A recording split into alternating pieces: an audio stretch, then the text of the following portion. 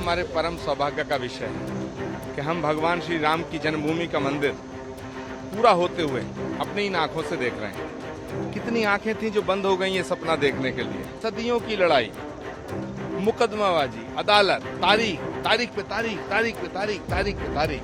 जो शुभ काम है उसमें रोड़े मत अटकाओ। भगवान राम का मंदिर बन के तैयार हुआ है, इसका स्वागत करो। ये भारत का उत्सव है। देखिए, हमारे परम सौभाग्य का विषय है कि हम भगवान श्री राम की जन्मभूमि का मंदिर पूरा होते हुए अपनी इन आंखों से देख रहे हैं। कितनी आंखें थीं जो बंद हो गई ये सपना देखने के लिए। कितने ही संघर्ष, सदियों का संघर्ष, सदियों की लड़ाई, मुकदमाबाजी, अदालत, तारीख तारीख पे तारीख, तारीख पे तारीख, तारीख पे तारीख। लेकिन आज वो दिन आया है कि 22 जनवरी को मुझे ऐसा लगता है कि भगवान श्री राम के अवतरण की तिथि है रामनवमी। रामनवमी को भगवान श्री राम का अवतरण हुआ था और ये जो 22 जनवरी है ना, ये भारत में राम राज्य की पुनर्स्थापना की तिथि है। आपसे एक बहुत ही महत्वपूर्ण प्रश्न है, क्योंकि आप खुद आचार्य हैं। सवाल उठाया जा रहा है कांग्रेस के वरिष्ठ नेता दिग्विजय सिंह जी के द्वारा कि राम मंदिर का निर्माण पूर्ण नहीं हुआ है और धर्म के आधार पर ये बिल्कुल भी गलत है कि प्रभु राम की प्राण प्रतिष्ठा हो। ये धर्म विहीन है। कैसे, क्या कहेंगे आप? क्या वाकई में ये धर्म विहीन है? देखिए, पहली बात तो नेताओं को धर्म की व्याख्या करने से बचना चाहिए। भारत का नहीं, पूरे विश्व का करोड़ों साधु, संत, ऋषि, मुनि, महात्मा, तपस्वी, तमाम ज्योतिषाचार्य हैं। ये सब एक तरफ और भगवान राम एक तरफ। हम राम से हैं, राम हमसे नहीं है। ये जो ब्रह्मांड है ये पूरा राम संचालित करते हैं। हमारे शास्त्रों में एक सूत्र है, शुभस्य शीघ्रम। जो शुभ काम है उसको जल्दी करो, जो शुभ काम है उसमें रोड़े मत अटकाओ। भगवान राम का मंदिर बन के तैयार हुआ है, इसका स्वागत करो। ये भारत का उत्सव है, ये भारत का गौरव है, ये हमारे सनातन का उत्सव है। इसमें विघ्न डालना छोड़ो और मैं तमाम राजनीतिक लोगों से अपील करना चाहता हूं कि इस निमंत्रण को स्वीकार करो।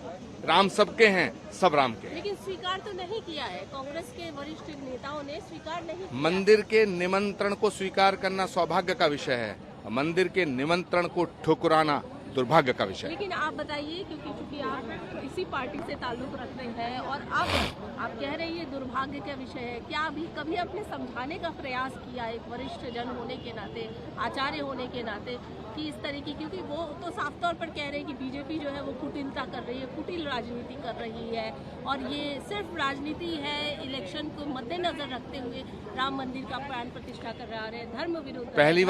पहली बात, राम किसी एक पार्टी के नहीं है, राम किसी एक राज्य के नहीं है, राम किसी एक वर्ग के नहीं है, राम किसी एक जाति के नहीं है, राम किसी एक धर्म के नहीं है। अखिल कोट ब्रह्मांड नायक राम, जगत नियंता राम, पार ब्रह्म परमेश्वर राम, जगत पिता जगदीश्वर राम। जहां हमारे राम हमारी आस्था के आधार हैं, तो इस पर कोई लेकिन, बट, किंतु, परंतु करना व्यर्थ है, पहली बात। दूसरी बात, मैं सबसे हाथ जोड़ के अपील करता हूं, राम को किसी एक पार्टी तक सीमित मत करो। राम को अगर आप एक पार्टी का मानोगे तो फिर अयोध्या को भी एक पार्टी को सौंपना पड़ेगा। फिर इस सनातन का क्या करोगे? फिर इस भारत का क्या करोगे? क्योंकि राम के और सनातन के बिना भारत की कल्पना नहीं की जा सकती है। मैं फिर कहना चाहता हूं कि जो राजनीतिक लोग, जो नेता, जो पॉलिटिकल पार्टियां भगवान राम के निमंत्रण को अस्वीकार कर रही हैं, ये गलत कर रहे हैं, पुनर्विचार करना चाहिए। एक और सवाल ये कहा गया कि प्रभु श्री राम का मंदिर बनेगा तो क्या रोजगार मिलेगा, क्या डेवलपमेंट होगा?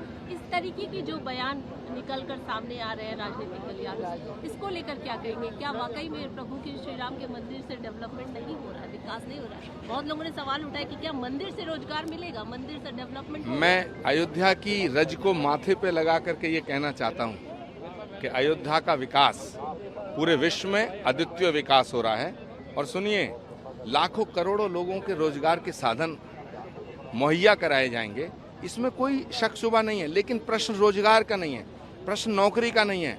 हम तो वो लोग हैं जो उपवास करके राम भजन करते हैं। राम हमारी आस्था के आधार हैं, इसलिए राम को रोजगार से जोड़ना उचित नहीं होगा। राम आस्था का प्रश्न है। आप अपनी पार्टी को क्या संदेश देना चाहेंगे, कांग्रेस को क्या कहना चाहिए, क्योंकि कांग्रेस से ही ज्यादा सवाल उठ रहे हैं। कांग्रेस पार्टी में बोलने की आजादी है, आंतरिक लोकतंत्र है। जो लोग राम के निमंत्रण को ठुकरा रहे हैं उनका अपना मत है। मैं राम के निमंत्रण को स्वीकार करना अपना सौभाग्य समझता हूं। मैं सभी लोगों से कहना चाहता हूं कि भगवान राम के दर्शन करने का अधिकार सबको है, सबको आना चाहिए।